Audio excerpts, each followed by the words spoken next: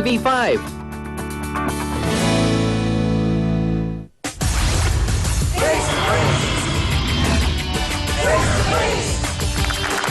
Mga kasausawan, masakit po para kay John ang ginawa ni Nancy sa kanya. Tinulungan na nga daw niya at pati pa ang jowa niya ay gusto ring makuha. At siya mismo ang nakahuli nga sa dalawang magkatabi doon sa kwarto pa mismo ni Joanne. Ano ang ginagawa niyo ni Roy at bakit nandoon kayo sa kwarto ni Joanne? Naglalaro. Naglalaro, Nancy? Hindi po.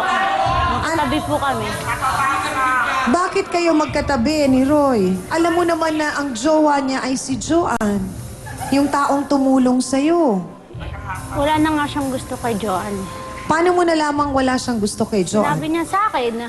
Sinabi ni Roy? Sinabi po Kasi sa akin ni inaaswa Roy. ko, kaya sinabi niya sa'yo yun. So, papaanong nangyaring Palamunin nahulog ka kay Roy?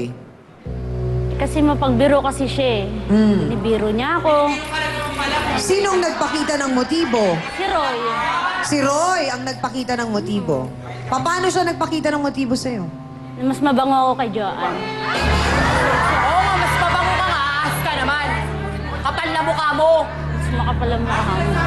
Anong nangyari, Nancy? Bakit hindi mo pinahalagahan yung mga magandang pakikitungong ginawa sa'yo ni Joanne? Hindi naman kasi niya ako tinatrato rin kaibigan eh. Ay, ganon? Kaya pala, kaya nga kita pinatira sa bahay. Iba talaga. Kapal naman ang mukha mo. Pinatira niya ako sa bahay nila, pero hindi niya naman ako talaga totally kinikilalang kaibigan. Para niya lang din akong utusan, kung makautos siya. Akala mo naman eh. Ya pala. Di ba doon ka nga natutulog sa kwarto niya? Opo. Hindi ba kaibigan yon? Kaibigan, sabi niya kaibigan, pero hindi ko nararamdaman. Tanging dito lang talaga. Tanging dito lang. Dito lang sa face-to-face tayo nakakarinig ng mga ganito. So, kailan nagsimula itong sinasabi mong pagpapakita ng motibo ni Roy sa iyo? Ng mga siguro mag-1 week na, magto 2 weeks, ganun. Paparamdam na siya. Bakit hindi mo sinumbong kay Joanne kung talagang tunay na kaibigan ka? Akala ko kasi nung una, biro lang talaga. Yung biro lang na ano. Gusto mo rin yung biro na yon ni Roy? Opo. Kinikilig ka? Opo. Diretsa ang tanong, Nancy. Maraming beses na ba na may nangyari sa inyo ni Roy? 2 times pa lang nung nandun kami. Kanila. 2 times sa loob ng bahay ni Joanne. Di ba kayo natakot? Hindi. Kasi alam ko naman na para syempre bakla naman siya. Wala namang So kung kaligayahan hindi makukuha pala sa kayo kanya. nahuli ni Joanne, wala kayong planong sabihin sa kanya? Meron naman po kaming plano na sabihin yun. Kaso sabi niya, hindi pa talaga time para sa ganun. Si Roy ang nagsabi nun sa'yo. Bakit para namang nangangasim kayo dyan? Hans, ang mga katabi mo mga Becky, ba't parang mainit ulo? Baka kayo ay may tanong sa ating ikalawang bisitang si Nancy or tanong pa rin para sa ating kapatid na si Joanne. Para kay Nancy, bakit kailangan mong ahasin yung kaibigan mo?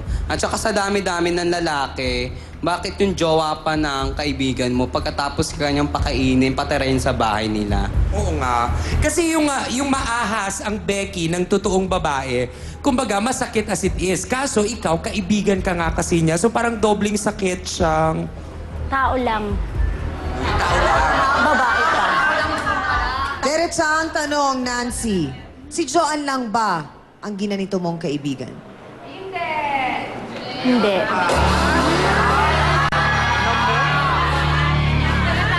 Pero hindi ko siya inahas kasi ano lang yun. Lasing lang, kainan. Kainuman lang po. Sino naman yung kinahumalingan mo na yon? Si Alvin. Si Alvin ay asawa nino. Kumari ko si Maylin. Kumari mo? Kumari. Mari mo. Saan ka nakatira nun? Nakitira rin po ako doon sa Kalamaylin.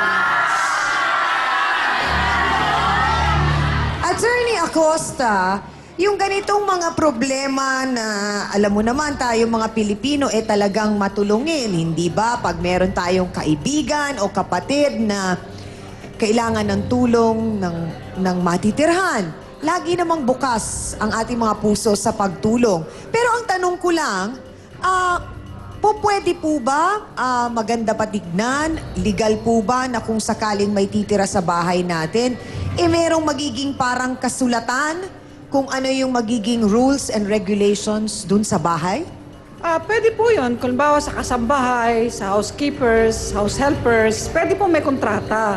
Pag nagpatira ka na ibang tao, naka-expose ang gamit mo, asawa mo, na pwedeng kulimbatin noong nakikituloy sa'yo. Actually, hindi naman kailangan ng kasulatan eh. Kasi alam mo, hindi naman lahat ng usapan dapat nakasulat. Oo. Kahit oral contract yan, pwede pa rin. Ang nakikita ko rito, yung tinatawag na criminal act for unjust vexation. Nakakainis ang ginagawa ng isang nakikituloy na pati kinakasama mo, asawa mo, ay inaagaw pa. So ano yon? Pwede pa rin ipakulong at ipabarangay yun. Katumbas na estapador yun eh. Oh. Na, kung, Papasok sa other deceits din yan. oo. Mga panluloko sa Pag kapwa. nagkataon po na kung kunwari lang, medyo maisipan ni Joanne na magdemanda, pwede niyang ikaso yon dito kay Nancy. At ang kaparusahan po noon ay... Mababa lang, isang araw hanggang 30 araw na pagkakulong. Yung other deceits, saka yung unjust vexation. Pero ito, aral to sa lahat ng nanonood ngayon, mga viewers natin. Oo. Aba, beware kayo. Sabi nga ng nanay ko, ang lalaki at babae, parang ano yan kahoy mang babad sa tubig, pag nagandang ng init, sa pilitang magdidikit. Ibig sabihin, pag nagsama Oo. sa isang ano yan, kwarto yan, babae yan, lalaki yan, matutokso't matutokso yan. Tama. Marami pong salamat, Attorney Acosta. Nako, kaya sa mga gustong tumulong, abay isipin nyo rin, mahirap na. Hans. Ay, nako, kaya naman ang tanong sa inyo, mga sausawero at sausawera, ito na, narinig na natin ang kwento. Si Joanne, nagpatuloy ng kaibigan, si Nancy. Ito palang si Nancy, may history. Naku, narinig na natin ang kanilang mga kwento. Kanino ba tayo, halimbawa, sabihin na natin, pumapanig sa kasalukuyan. Oh, di ba? Kanino ang inyong simpatsya, mga kapatid? Na doon ba sa naagawan? O doon naman sa nagsasabing, masisisi nyo ba siya? Siya lang din naman ay tao lamang. Pula ba o puti? Itaas sa mga placards na yan. Boto hands, mga kapatid. Go!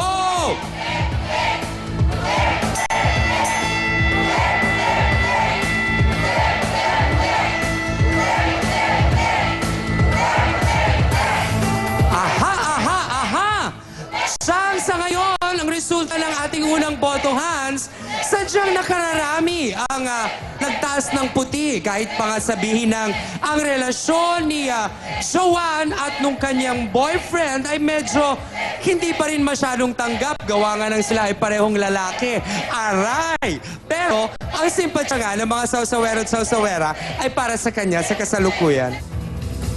Maraming salamat sa ating mga sausawero at sausawera. Kanina nga po, narinig na natin mismo sa bibig ni Nancy na maliban kay Joanne, may iba pang tao siyang nasaktan na matapos siyang tumira doon sa kanilang bahay, asawa na rin daw niya ang pinuntirya ni Nancy. Para malaman natin ang buong kwento at kung anong nangyari, narito po si Maylene Nabor. Pasok!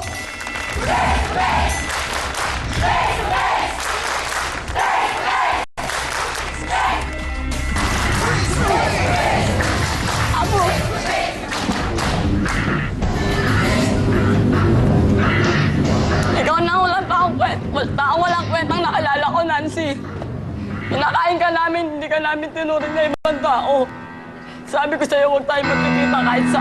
Hindi ko sinasadya yun, May. Hindi mo sinasadya! Sasabihin lasing ka, di sana lahat na naglalasing ganyan ang ginagawa.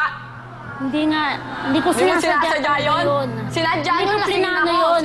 Maylene, Pag nasing magkumare kayo ni Nancy. Opo. Paano kayo naging magkumare? Sa anak ko po, kinuha ko po siyang ninang. Ano ang nangyari at galit na galit ka kay Nancy? Kasi po, pinatira ko po siya sa bahay. Nung ano po, kinantsawan niya po ako nung kasi po nung gabi, nung December 15, may usapan po kami, magsisimbang gabi kami kinabukasan. Tapos, sabi niya po gano'n sa akin, Marge, painom ka naman. Kantsaw siya ng kantsaw.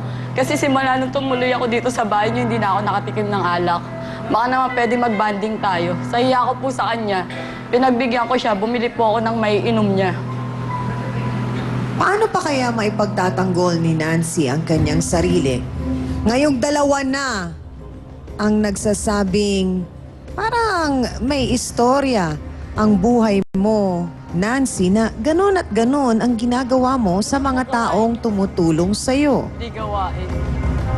Gawain. Malalaman natin ang buong kwento mula kay Mylene sa pagbabalik po ng nag-iisang Barangay Hall on Air, ang Face to Face.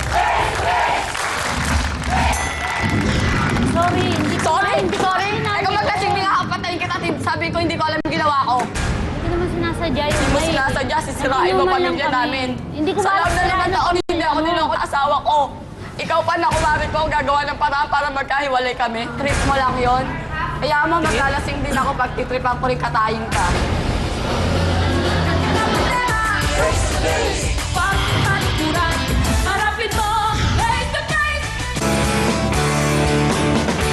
Don't go away.